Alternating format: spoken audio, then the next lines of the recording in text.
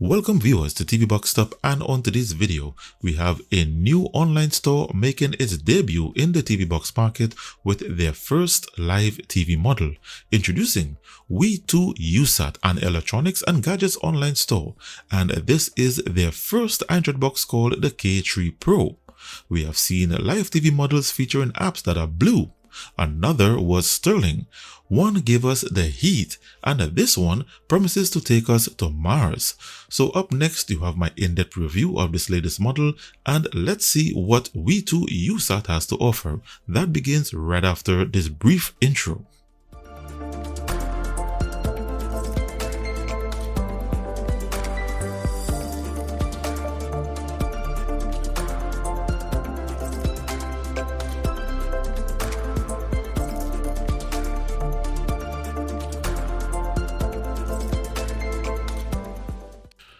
Welcome back. So the contents of the box are no different. You have the K3 model itself, a Bluetooth voice remote, one HDMI cable, a 5 volts 2 amps DC power adapter, and a user manual. So the design of this box we know because it's very similar to competing models. It has a plastic body with the We2Usat branding on the top. Its I/O ports consist of one HDMI 2.0. According to the description, it has a gigabit LAN, one optical audio, one AV port, and its DC power socket to the rear. At the side has two USB 2.0 ports and a micro SD card reader. It has an LED display at the front, and its base has anti-skid rubber feet, cutouts for wall mounting, and ventilation holes. So the first startup features a We2Usat animation followed by the pairing of the Bluetooth remote. Then you have a first startup wizard and then the launcher. So this is the launcher, and once you connect to your internet network, you will be prompted to complete your first firmware update. So I'll complete this update and continue. So this launcher is called the ATV launcher, and its Pro version can be found on the Android TV Play Store. It uses a tile icon layout for easy access to all installed apps. At the top, it has a weather widget and a date and time widget. It's running on Android TV OS, so it does not have a navigation bar or status bar. So before I proceed, you should take note of the disclaimer that this box is sold as a standard Android box with no streaming apps, for which they take no responsibility for what apps you, the user, decide to install after purchase. Before the update, there were no streaming apps available, and after the update, there is an APK app store where the Mars Live, VOD, and anime apps can be accessed. In this video, due to YouTube's community guidelines, I will not open or demonstrate any of these apps in my videos as it violates their community guidelines. So if you are new to this particular type of box, obviously you will be concerned about the high price and why it is so. The reality is that 90% of the price is for the service that the Mars apps provide, and the rest is for the box itself. If you still don't understand or you are curious about what I'm referring to, there are things that I can and cannot say in this video, and you will have to contact me privately via email at tvboxstop@gmail.com, and I'll be happy to answer your questions. So besides the Mars streaming service, you can use the box as a standard Android box for streaming. Let's take a look at its firmware features. So under About shows that its firmware was built using Android 10 and it's the Android TV OS version. Below here is its firmware build information, and you have access to developer options. For maximum display, you get up to 4K 2160p at 60Hz, and this is true 60Hz as detected by my 4K capture card. It has HDR display, and you can set it to HDR always on. You can disable it, and you can set it to auto to only activate when you play a self-hosted video or video stream that has HDR. It has up to YUV 422 10-bit color depth. screen rotation to 90 degrees portrait mode, reverse portrait, and reverse landscape. This is very useful with vertical displays, and with projectors in the event you don't want to place it upside down, you can instead rotate the screen to suit the mounting position. You get HDMI CEC options, and it works in conjunction with your TV and other compatible connected devices such as AV receivers.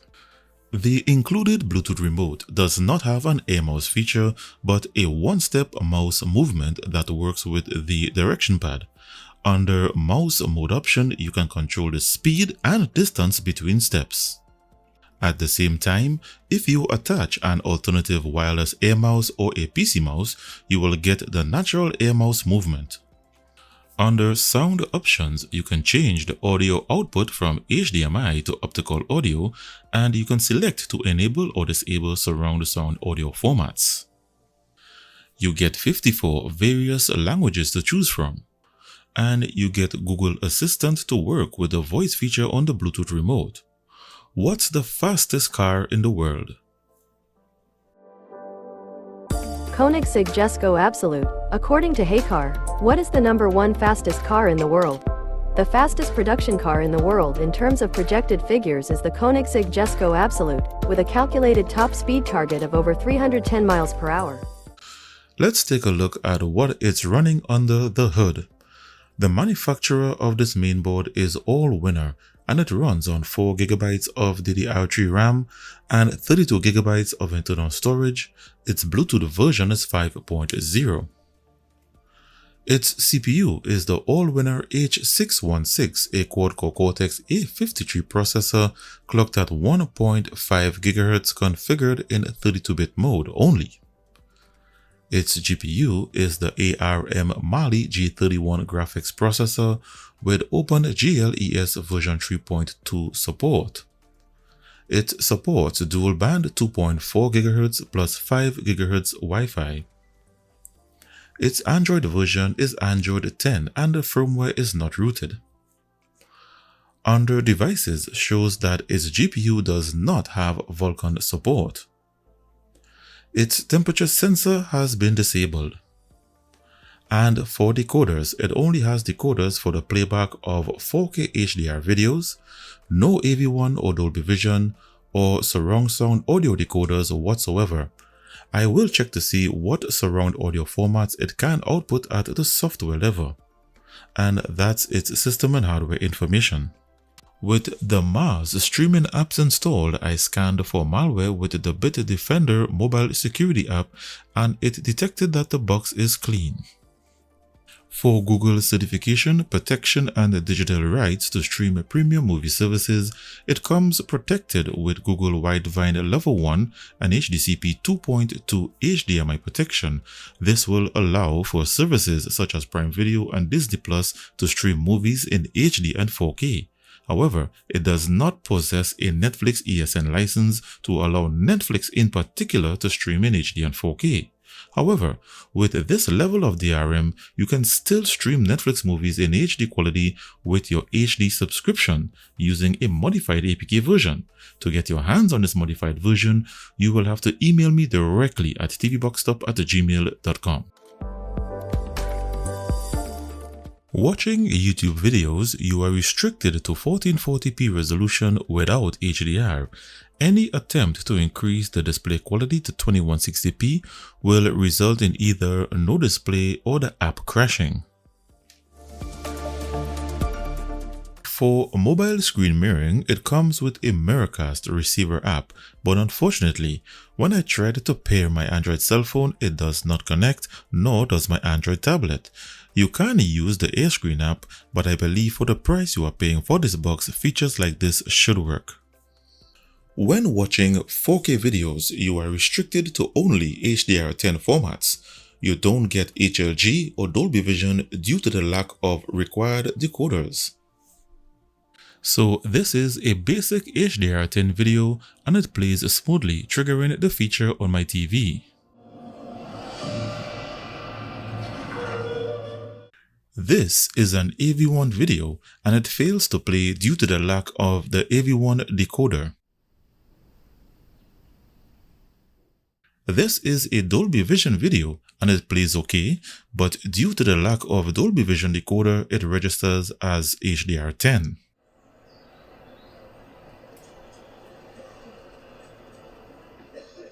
This is another Dolby Vision video, but this one has Dolby Atmos. The video plays as HDR10 and not Dolby Vision, and there is no audio. This is an HDR10 Plus video, and again, the video plays with no audio. And this is HLG. The video plays smoothly with audio, but it does not register as HLG, but HDR10.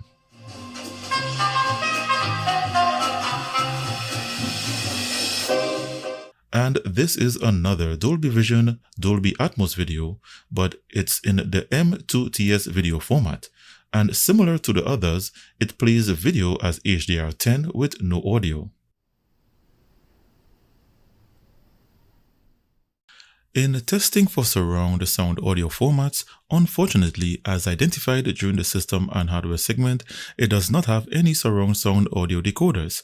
And in testing at the software level using the default media player and the Kodi media player, it also produced no audio.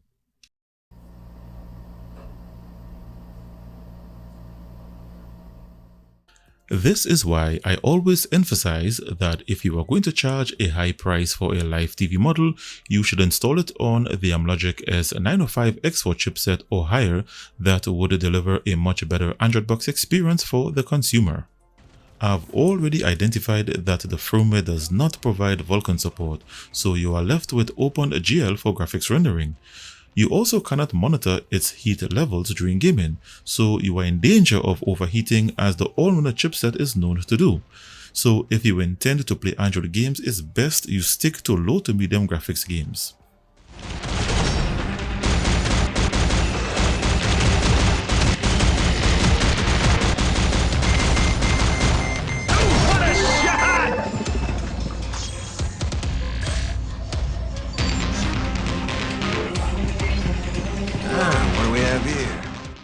So to conclude, a look at its benchmarks and where it ranks on my chart. First, its RAM and internal storage transfer speeds. Its DDR3 RAM has an average transfer speed of 2648 megabytes per second. Its internal storage has a read speed of 125 megabytes per second and a write speed of 60 megabytes per second. In testing its Wi-Fi bands and LAN port based on a 315 megabits per second internet network, the 5 GHz band and the LAN port achieved the maximum speed of the network, also confirming that the LAN port is a gigabit LAN port. The 2.4 GHz band, on the other hand, achieved only 26% of the maximum speed. Benchmarking CPU single-core and multi-core performance, the chipset isn't powerful enough to run Geekbench 5, so I had to run Geekbench 4 and it generated a score of 586 single-core and 1480 multi-core. With no Vulkan support, its GPU only qualified for the legacy 3D Mark slingshot test, and it scored 413 with a low average frames per second, making it not ideal for Android gaming. And for comprehensive hardware and user experience testing, in the Antutu benchmark it scored 71,508. And that's the last of the benchmarks. Let's now see where it ranks on my chart.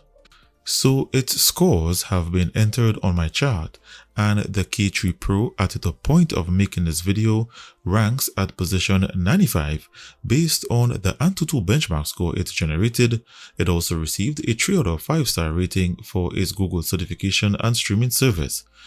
If you would like to view this chart, I recommend that you view it on a desktop or laptop and maximize it to full screen.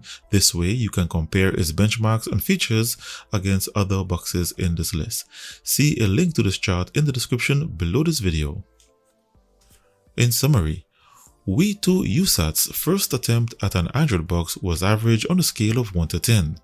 The Mars Live, VOD and anime apps appear to be feeding off of strong servers, so the quality is really good and buffering, at least while making this video, is non-existent.